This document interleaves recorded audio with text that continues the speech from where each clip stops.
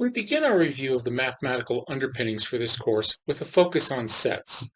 Most of you are familiar with sets because there are a number of programming languages that use them, and the properties of sets in those languages tend to closely align with the mathematical notions, but we do need to make sure that we are on the same page.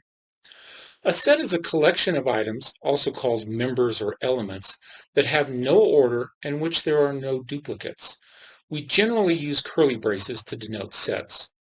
Sets may be finite, such as the list of clothing given here, or they might be infinite, such as the set of natural numbers.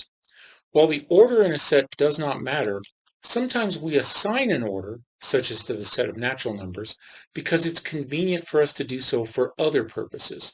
The set itself doesn't care. The primary set operations that we're going to use in this course are the ones that you're probably already familiar with: union, intersection, and complement. We'll review those in a moment. One operation that you might not be familiar with is the notion of a power set, which is another set that contains all of the possible subsets of a set. We'll take a look at that towards the end of this review. Three particular sets that we will use quite a bit are the empty set, the set of natural numbers, and the set of integers. The empty set is usually written as either the null character, which is a zero with a slash through it, or as a pair of curly braces with nothing in between.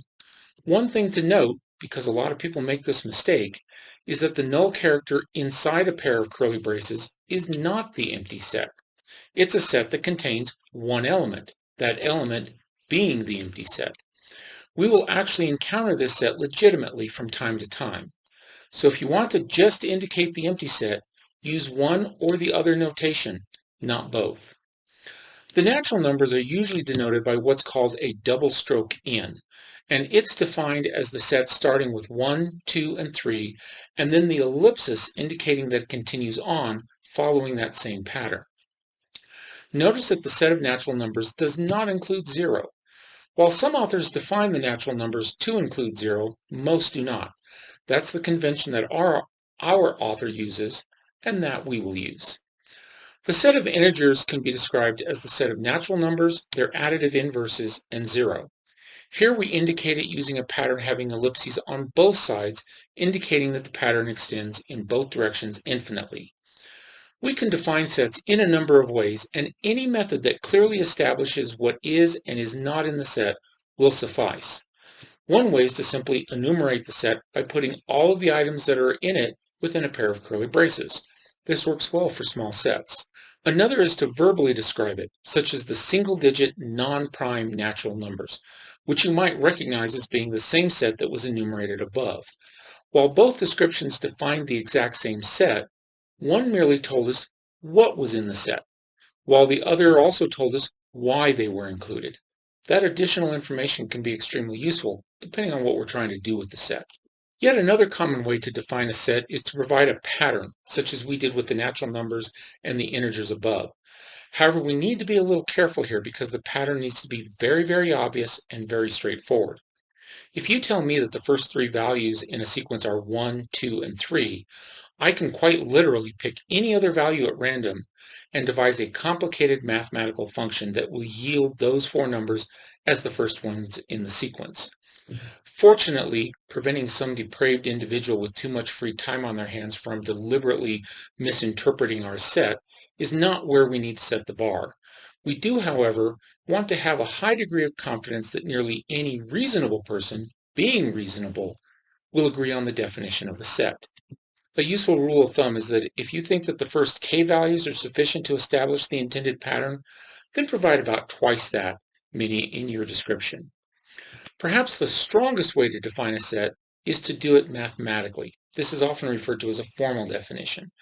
For example, we can define the set of all natural numbers that are divisible by 3 by saying that the set consists of all values of n such that n is equal to 3 times k for some k that is an element of the natural numbers. The cardinality of the set refers to the count of how many elements are in the set. So if we have two sets, A and B, shown graphically here using the infamous Venn diagram, we can see that the cardinality of set A is 5, while the cardinality of set B is 4. We often just call this the size of the set, but sometimes the notion of size can be a bit ambiguous depending on what is in the set and what we are talking about. For instance, let's say that X has 5 numbers in it that are all greater than 1,000, while set Y has 10 numbers in it that are all less than 100. If I start talking about the size of set X relative to set Y, am I comparing how many members are in each set or the value of those members? Using the word cardinality removes this ambiguity. Okay, let's look at those 3 basic operations we can perform on sets. The first of these is to take the union of 2 sets. This results in a new set whose elements are those that are in either set. So with our sets A and B, the union of those 2 sets consists of the 6 numbers highlighted here. Notice that we only include the shared items, such as 3, 4, and 5, once in the new set because sets don't allow duplicates. The next operation is to take the intersection of 2 sets. This produces a new set whose elements are only those that are in both sets. One way to describe this is that it is the overlap of the 2 sets. In this case, the intersection of A and B is 3, 4, and 5. The complement of a set consists of all the elements that are not in the set, but this has a subtle caveat. Given the definitions of A and B, you might think that the complement of A consists of just 6. However, this is probably wrong because we need to include all of the elements that could have been in A, but that aren't. So what about elements that are in neither A nor B? Those are in the complement of A as well. In order for the complement of a set to have any meaning, we have to know what universe that set exists within. What are all the possible elements that could conceivably have been in the set? In this case, we have some numbers that are not in either of the sets that need to be included in the complement of A. Now for some other terminology. When we talk about subsets of a set, that's just a set where every element in that set is in some other set. So X is a subset of Y if and only if every element of X is also an element of Y. Put another way, there can't be any elements in X that aren't in Y. The notation for a subset is a U on its side with a line underneath it. That underline has similar meaning to the one used in the less than or equal to sign, and means that X is still a subset of Y even if it happens to be equal to Y. But this often is not what we mean when we talk about a subset of a set. So X is called a proper subset of Y if it is a subset that does not contain all of the elements of Y. The notation for this is to either get rid of the underline altogether or put a slash through it to emphasize that equality is not allowed. The latter is what the author of our text chooses to use. A couple of things to note. Both the empty set and the set itself are always subsets of a set. By definition, the set itself is never a proper subset. However, the empty set will be a proper subset except in the case where the set in question itself is the empty set. In other words, every set except the empty set has at least one proper subset.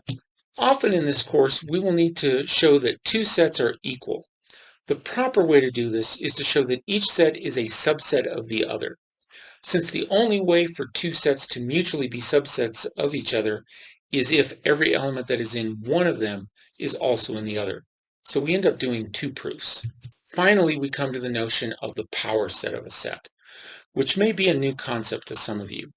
This is simply a new set consisting of all possible subsets of the set. The cardinality of the power set grows very quickly. For instance, if X has just 3 elements in it, say A, B, and C, then the power set of X has 8 elements in it. One of the elements is the empty set, and the other is the set itself. The size of the power set grows exponentially with the size of the underlying set. In fact, the relationship is that it's 2 raised to the cardinality of the set that we're taking the power set of. So a set that just has 10 members in it, the power set of that is going to have over 1,000 members.